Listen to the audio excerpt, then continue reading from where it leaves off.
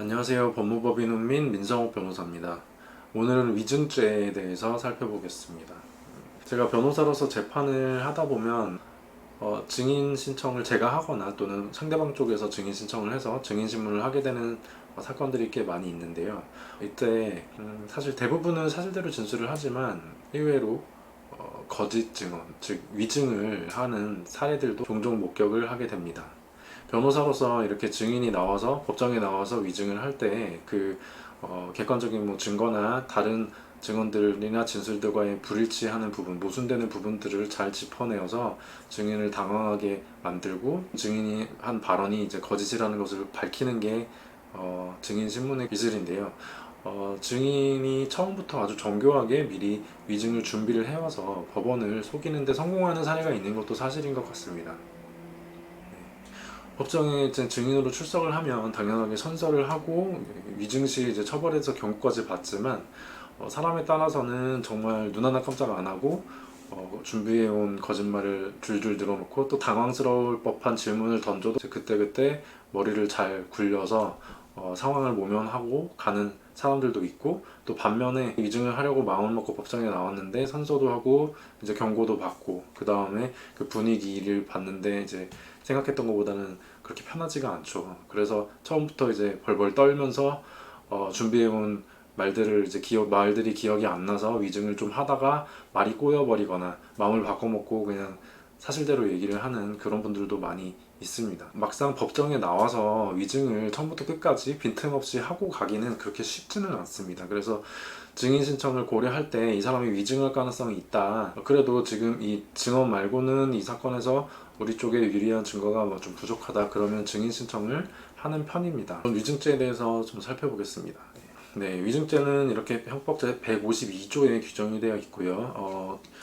구성 요건은 간단합니다. 법률에 의해서 선서한 증인이 허위의 진술을 하였을 때 성립을 하는 범죄이고, 법정형은 5년 이하의 징역 또는 1천만 원 이하의 벌금, 이렇게 되어 있습니다. 이 구성 요건이 간단하기 때문에 두 가지만 살펴보면 되겠죠. 일단 법정에 출석해서 선서를 하였을 것, 이렇게 정식으로 선서를 하지 않은 자는 아무리 거짓 진술을 해도 위증죄로 처벌받지 않습니다. 수사기관에 출석해서 조사를 받을 때는 선서를 하지 않기 때문에 아무리 거짓 진술을 해도 위증죄로 처벌이 되지는 않는 거죠.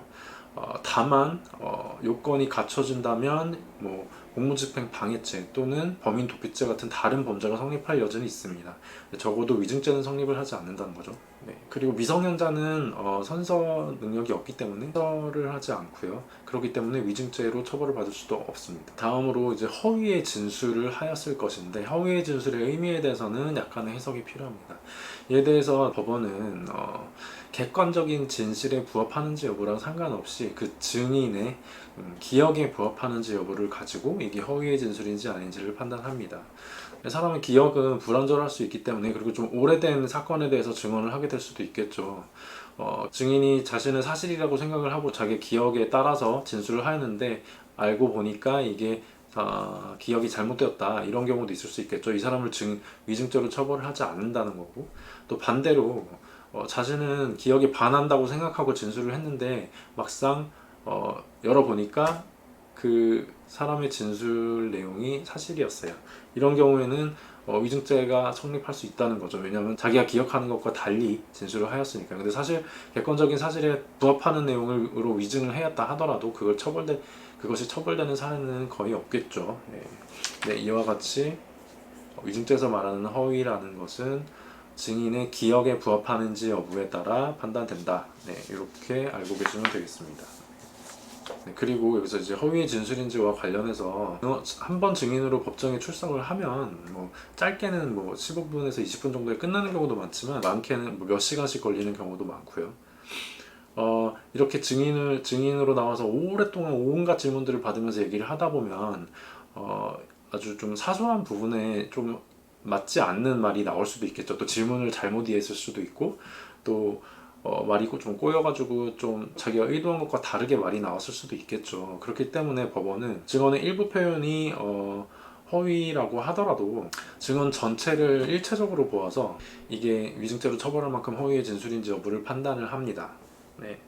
그리고 또 이제 허위 진술 부분이 또 전체적으로 봤을 때 극히 사소한 부분이고 그게 착오로 인한 것으로 보인다 그러면은 또 위증죄로 처벌을 하지는 않습니다. 다음으로 이제 한 가지가 그리고 모해할 목적으로 위증을 했을 때는 10년 이하의 징역으로 가중처벌하는 조항이 있습니다. 모해할 목적이란 사람을 이제 모함을 할 목적이라고 보면 되는데요. 이 모해할 목적을 상당히 넓게 해석을 하고 있기 때문에 대상자가 불리한 상황에 처하게 될 만한 그런 사실에 대해서 위증을 했다. 그러면 모해 목적 위증이 돼서 가중처벌이 된다라는 점도 유의하셔야 되겠습니다. 그래서 알아두실 점은 이제 한번 증인신문길에 나가서 증언을 했어요. 그런데 자기가 위증을 했다 하더라도 그 기일 내에서 이를 정정을 하거나 철회를 하면 위증죄는 성립하지 않습니다. 하지만 그 증인신문 기일이 끝나고 나서 다음 기일에 그걸 정정하거나 철회를 하더라도 이미 성립한 위증죄가 없어지지는 않습니다. 다만 해당 재판이 확정되기 전까지만 정정을 하면 형을 감경 또는 면제하도록 되어 있으므로 선처를 받을 수는 있겠죠. 위증죄는 처벌이 벌금형이 나오는 경우도 있지만 집행유예에 안 붙은 실형이 선고되는 경우도 있습니다. 그렇게 중한 범죄에 해당합니다. 법정형도 꽤 센 편이고요. 그렇기 때문에 아무리 친한 사람의 부탁을 받았다 하더라도 쉽게 생각하시면 안 되고요. 또한 이제 수많은 사건들을 다루는 판사나 검사나 변호사들이 이렇게 일반인들이 나름 준비를 한다 해도 거짓말을 하는 경우에 쉽게 넘어가지는 않는다는 거죠. 또 본인이 나름 준비를 한다고 해도 기록에는 알지 못하는 어떤 객관적인 증거가 들어있어서 거짓말이 탄로날 위험도 있고요. 또 증인 신청을 할 때 보통 한 명만 하는 경우도 있지만 또 그 장면을 목격하거나 뭐 알고 있는 여러 명을 증인으로 신청하는 경우도 많습니다. 그래서 한 명이 증언을 할 때는 나머지 증인들은 법정 밖에 나가 있어야 되기 때문에 그 사람이 어떤 증언을 하는지를 확인할 수가 없죠.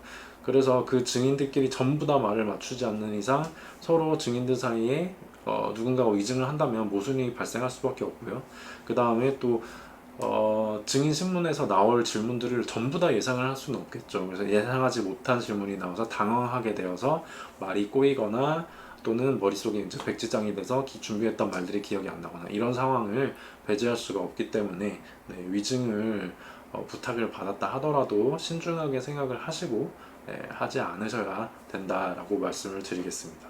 이렇게 부탁을 받아서 위증을 했는데 뭔가 문제가 생겨서 위증죄로 기소가 된다 그러면은 위증죄 부탁한 사람도 위증 교사죄로 처벌을 받게 되죠.